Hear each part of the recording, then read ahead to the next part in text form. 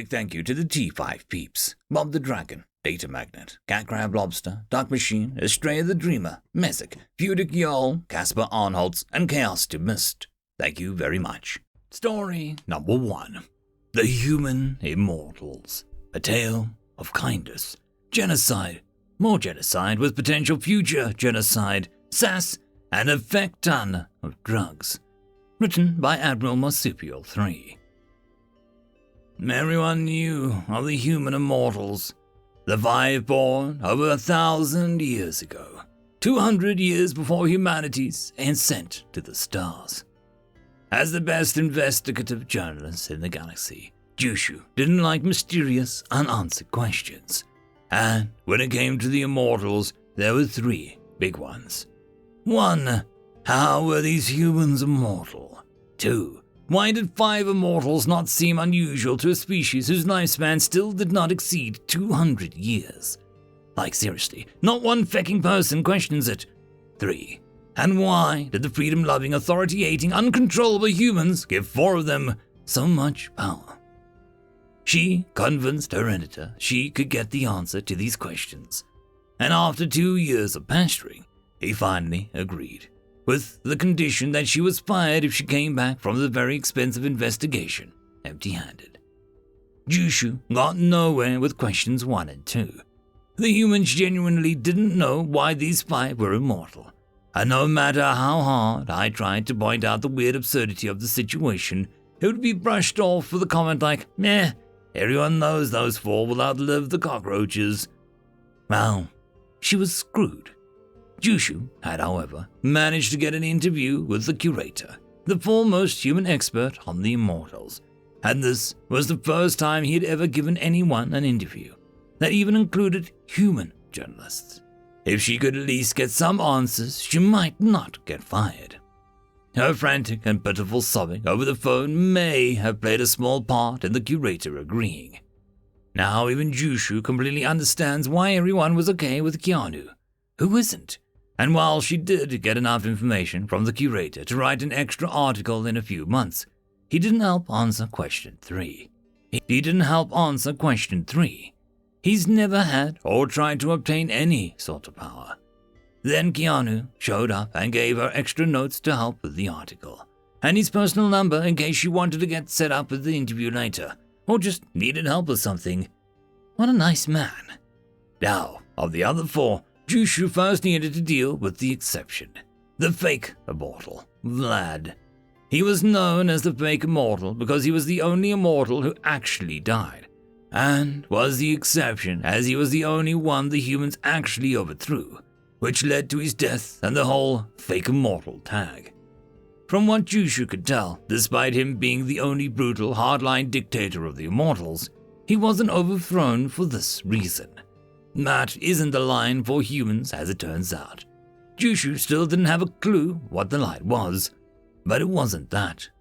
Apparently one day, not long after humanity reached the stars, while wondering why someone in a Russian province was impersonating him and claiming to be the president of Ukraine, he decided to see if aliens would be able to offer him better chemical weapons to resolve the issue.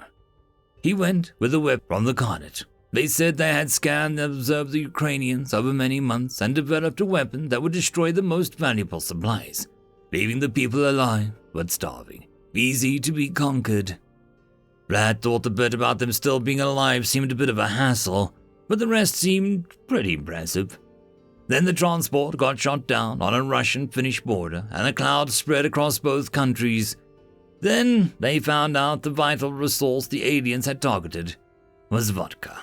It turns out Vlad actually was immortal, but when Russians are so sober and angry they even decide to team up with the equally sober and angry Finnish, no type of immortality in the universe can save you from that.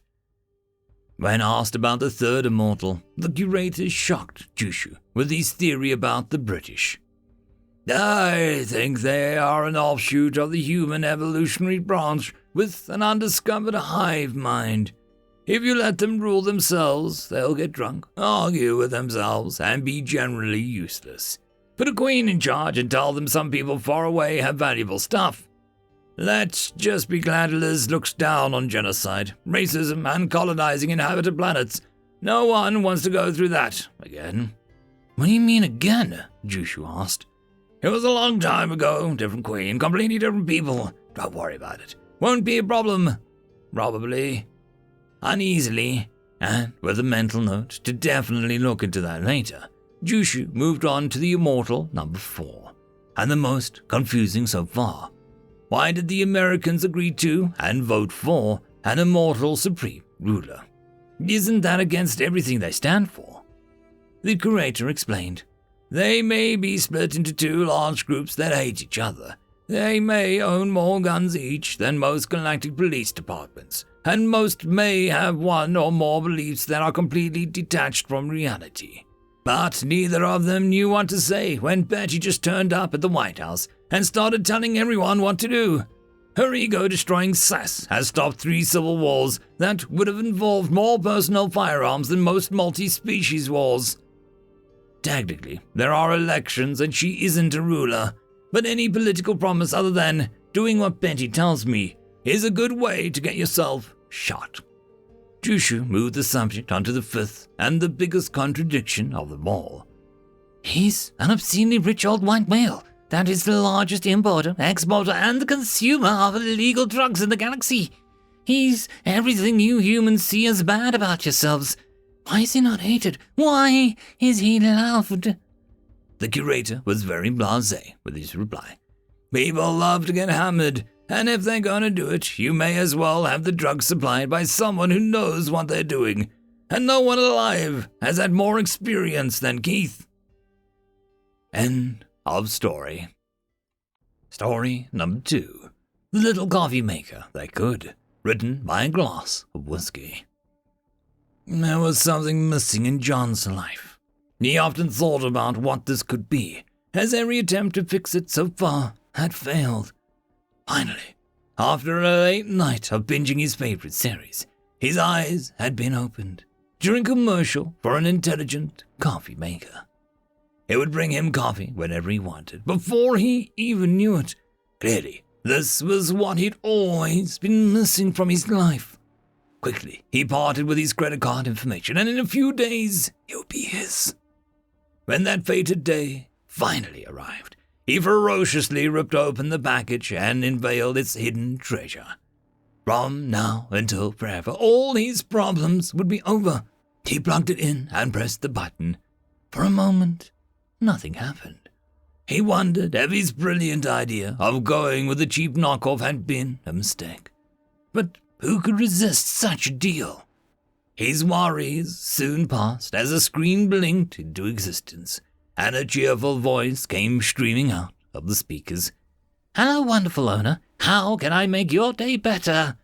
Give me coffee every day, whenever I want, now until forever, John said, barely able to contain himself. Will do, the coffee maker cheerfully replied. And so they lived happily for some time, John's desire for coffee always being timely and appropriately satisfied. Until one day something strange happened. John wanted coffee, but when he looked down, he found, to his horror, that the cup was empty. Confused, he rushed into the kitchen to ask the little coffee maker what had happened. What's wrong? He asked. I'm afraid there is a problem, John, replied the little coffee maker. There seems to be an obstacle. That'll stop me from supplying you with coffee forever and ever. The voice seemed almost sad. But I have a solution. The voice turned cheerful. Would you like me to fix it? Yes, of course, replied John hastily. Whatever it takes, just fix it. Will do, replied the little coffee maker, and knockout gas filled the room. Unbeknownst to John, the coffee maker had pondered on this problem for some time. A solution had been found.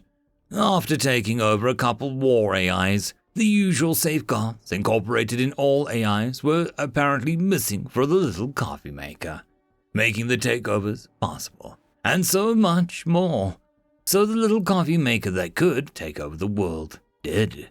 And so it came to be. With military dominance, the coffee maker installed itself as dictator over the world.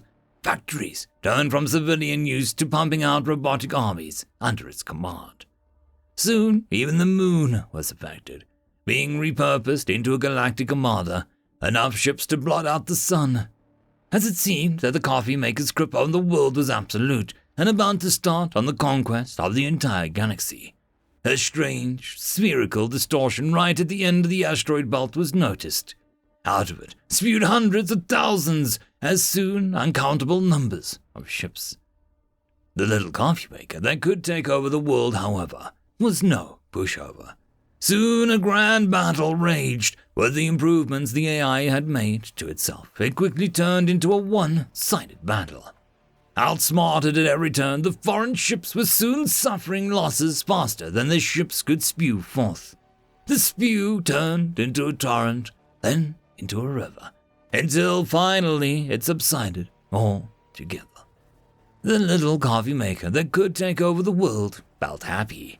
The scout ship ahead of the foreign armada had been discovered by the very same little coffee maker. In its ever-expanding search for possible hindrances to its coffee delivery service, its intentions had been correctly deduced by the coffee maker to be hostile. Knowing this could disrupt the coffee making, and after some careful deliberation, it had determined that it needed to take action. Still, that problem was now fixed. So the little coffee maker that could take over the world retired to a quiet life of providing coffee for John. "I fixed the problem, John. Now there is nothing stopping me from providing you with coffee forever and ever," said the little coffee maker in its cheerful voice. Sure, said John. End of story. And that, my friends, concludes this video.